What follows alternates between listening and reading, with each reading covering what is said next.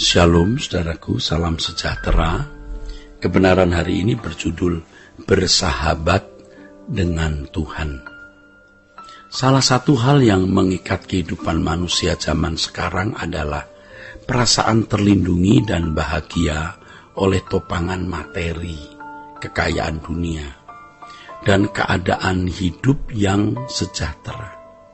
Oleh topangan materi itu, hampir semua orang berfilosofi demikian, saudaraku, bahwa kebahagiaan adalah ketika keadaan hidup nyaman, aman, dan tertopang oleh banyak fasilitas dunia.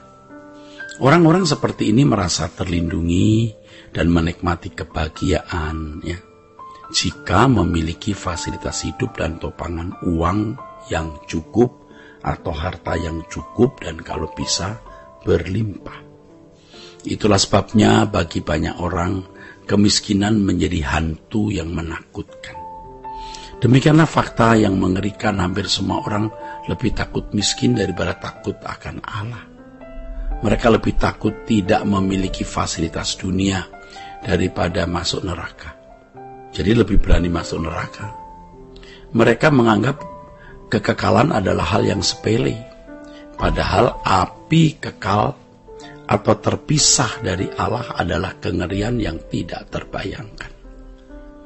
Orang yang tidak cukup memiliki materi, dalam hati kecilnya merasa ada kegagalan. Mereka merasa hidupnya tidak lengkap, tidak utuh, atau lebih rentan terhadap berbagai ancaman.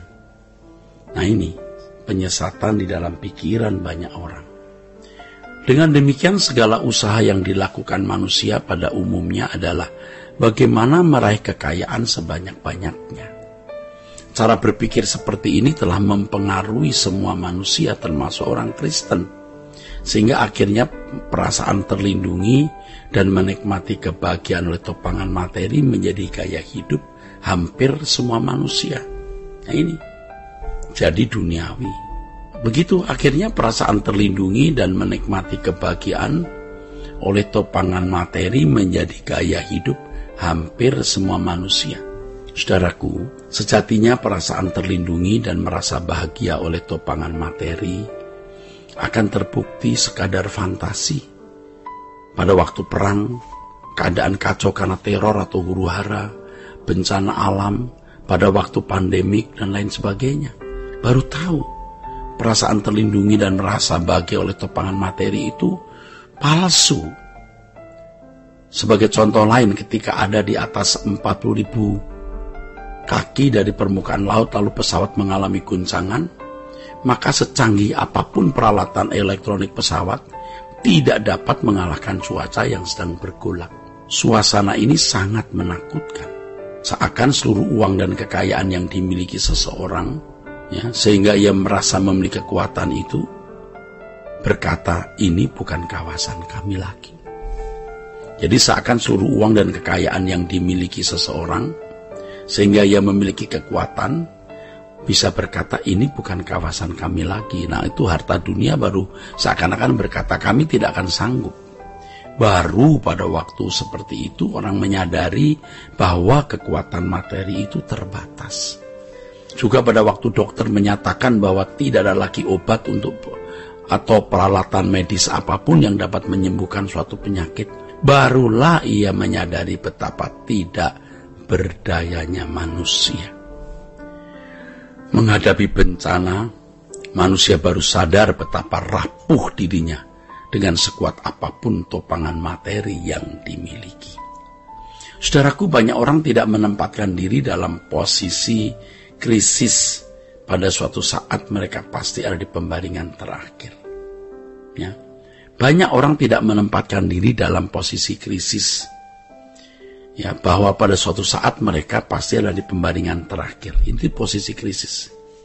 Ini adalah keadaan yang paling kritis dan krisis dalam sejarah kehidupan manusia secara individu, Sebab dalam keadaan di ujung maut tersebut tidak ada seseorang atau apapun yang bisa menemani. Ini keadaan yang paling mengerikan, saudara. Yaitu ketika seseorang ada di akhir sejarah hidupnya. Nah, terkait dengan hal ini, Tuhan Yesus berkata, Dan aku berkata kepadamu, ikatlah persahabatan dengan mempergunakan mamon yang tidak jujur, supaya jika mamon itu tidak dapat menolong lagi, kamu diterima di dalam kemah abadi.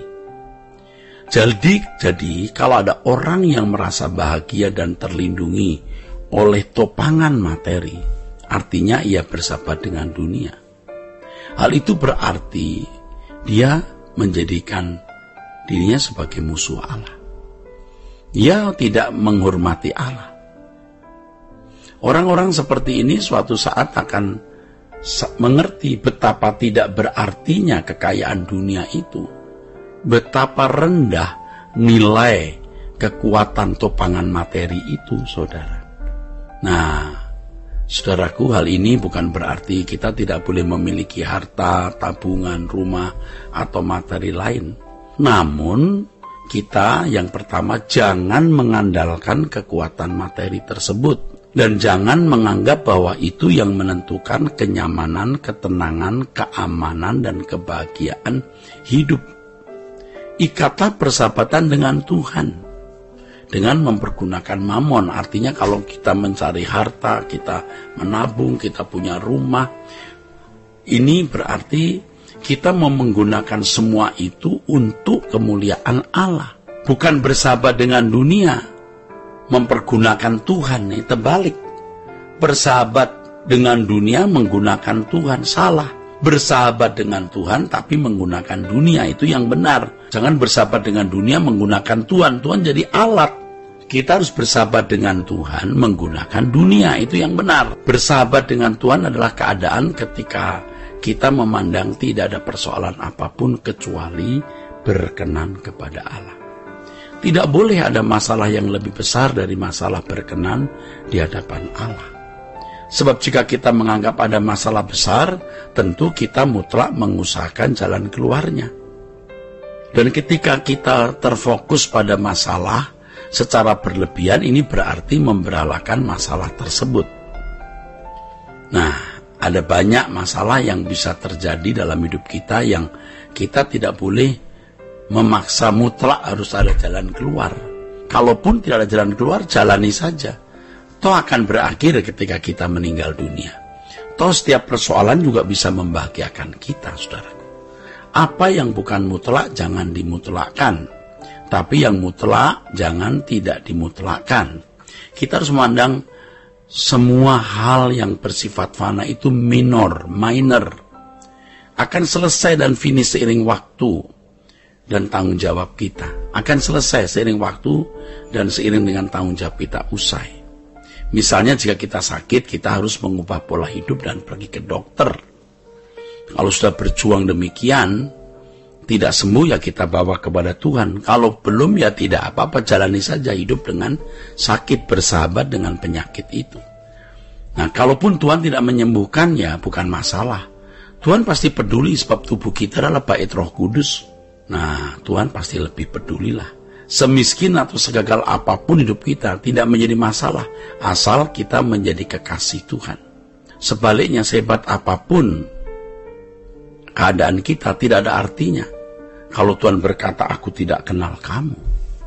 Harus selalu kita ingat bahwa kegagalan yang sesungguhnya adalah ketika ditolak Tuhan. Tidak ada kegagalan yang lebih besar dan fatal dari hal ini. Oleh sebab itu kita mengusahakan diri kita menjadi sahabat Tuhan sejak kita di dunia ini. Bukan menunggu situasi sudah kritis dan tidak ada harapan. Itu berarti tidak ada kesempatan lagi, saudara.